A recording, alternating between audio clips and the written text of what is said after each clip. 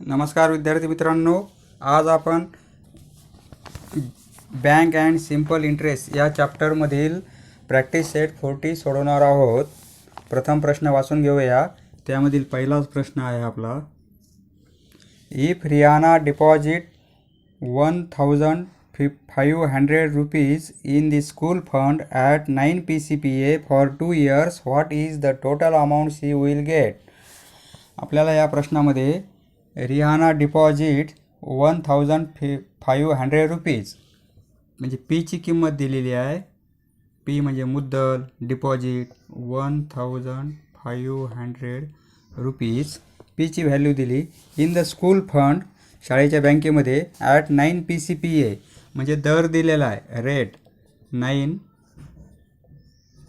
PCPA 9 PCPA 9 रुपये दराने 1500 रुपये तिने डिपॉझिट केले आहेत.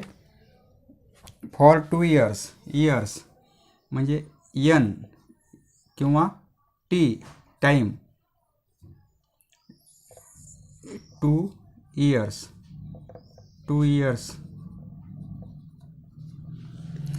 एवढी माहिती दिली. तर what is the total amount she will gate म्हणजे तिला 2 वर्षानंतर एकूण पैसे किती भेटतील. रिहानाने 1500 रुपये शाळेच्या बँकेमध्ये 9 रुपये दराने 2 वर्षासाठी गुंतवले आहे. तर 2 वर्षांनी तिला तिचे 1500 आणि टोटल व्याज दोन्ही मिळून किती भेटतील हे आपल्याला काढायचं आहे. प्रथम आपण सिंपल इंटरेस्ट काढू म्हणजे तिला व्याज किती भेटेल. सिंपल इंटरेस्ट आपल्याला माहिती आहे. सिंपल इंटरेस्टचा formula simple interest equal to P गुणिले एन गुणिले आर. एन म्हणजे टाईम, इथं आपण टी पण लिहू शकतो, डिवायडेड बाय 100 इक्वल टू किमती टाकून द्यायच्या. ह्या व्हॅल्यू ॲड केल्यानंतर एनची किंमत 2, आरची 9 आणि डिवायडेड बाय 100. सिंपल कॅल्क्युलेशन करून घ्यायचं. हे 2 शून्य गेले, हे 2 शून्य गेले, वर राहिले 15 गुणिले 2 गुणिले 9, 9 दोन्ही 18, 18 गुणिले 15 किंवा 15 दोन्ही 30, 30 3 9 27 म्हणजे 270 रुपीज म्हणजे आयची value. Interest I for interest किती भेटेल तिला 270 रुपये. 2 वर्षांनी 270 भेटेल. आपल्याला विचारलं काय, what is the total amount she will get. Therefore Rihanna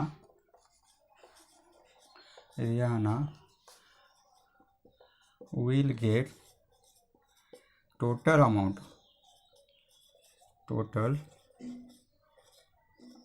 amount equal to तिचं पी मुद्दल तिचे गुंतवलेले आणि आपल्याला तिला मिळालेलं आय इक्वल टू मुद्दल गुंतवलं तिनं 1500 रुपये आणि आयची किंमत आली आपली 270 रुपये.